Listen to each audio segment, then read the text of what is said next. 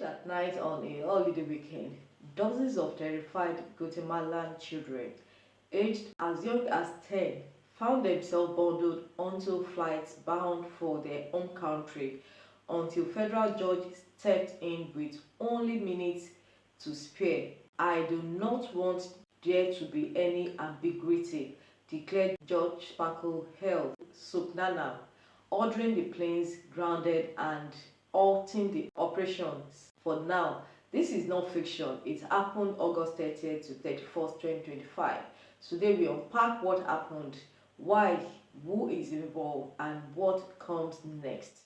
Over the US Labor Day weekend, August 30th to 31st, 2025, the Trump administration, calling it a pilot program in coordination with Guatemala, began deporting unaccompanied Guatemalan minors, many in HHS custody, who crossed the border without their parents. Reports indicate around 76 children were already in planes at Arlington and El Paso, Texas, as early as 2:30 a.m., while hundreds more, estimates range from 341 to nearly 700, were potentially affected. Lawyers rushed court filings. The National Immigration Law Center and Young Center for Immigrant Children's Rights filed suit early Sunday morning representing 10 of the children. District Judge Sparkle Held Sooknanan, appointed by President Biden, granted an emergency temporary restraining order halting all deportations of Guatemalan unaccompanied minors in federal care for at least 14 days, pending an urgent hearing.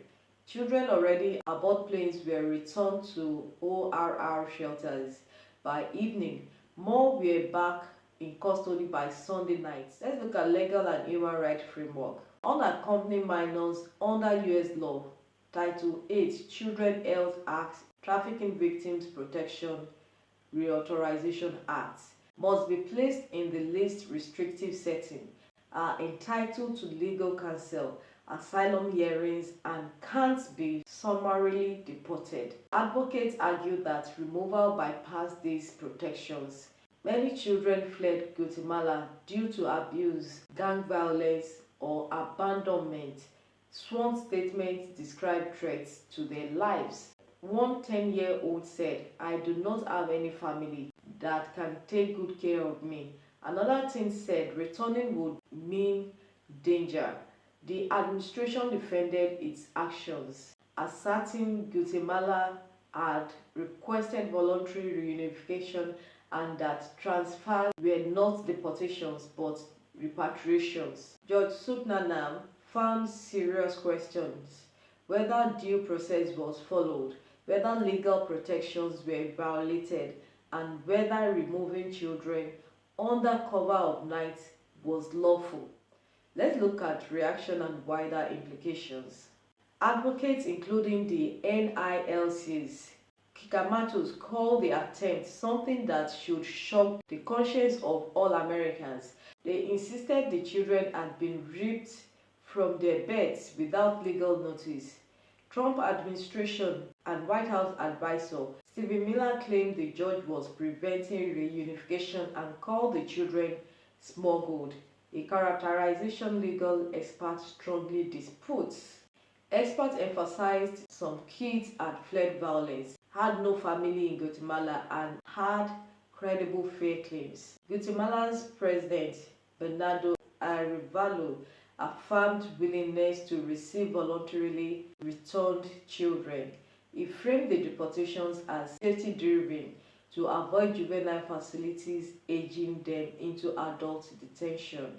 Similar emergency lawsuits were filed in Arizona and Illinois, leading courts there to block related removals.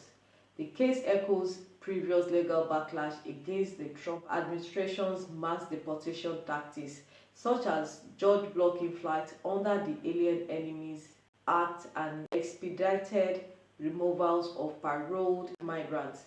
So the restraining order lasts 14 days, though mid-September, during which the government must justify its actions at the hearing scheduled shortly after the other plaintiffs will argue any brother removal violates the Constitution, the Trafficking Victims Protection Reauthorization Act, and other federal safeguards. Government will likely defend the program as bilateral humanitarian agreement and frame it as voluntary reunification.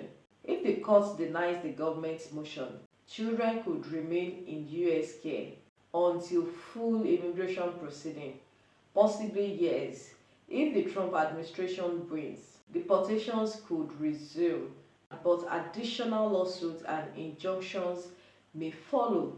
The national public and bipartisan congressional leaders are watching closely as the case could shape future policy on unaccompanied minors and the limits of executive authority. What unfolded in the matter of hours, planes lining the tarmac, legal teams scrambling, children returned to shelters, speak to the tension between rapid immigration enforcement and long-standing legal protections for vulnerable youths. At stake, fundamental principle of due process, child welfare, and Americans' commitment to asylum. Over the next fortnight, a federal court will decide whether the young people will have their day in court or be sent back without hearing.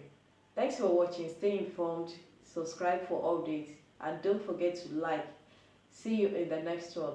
Bye.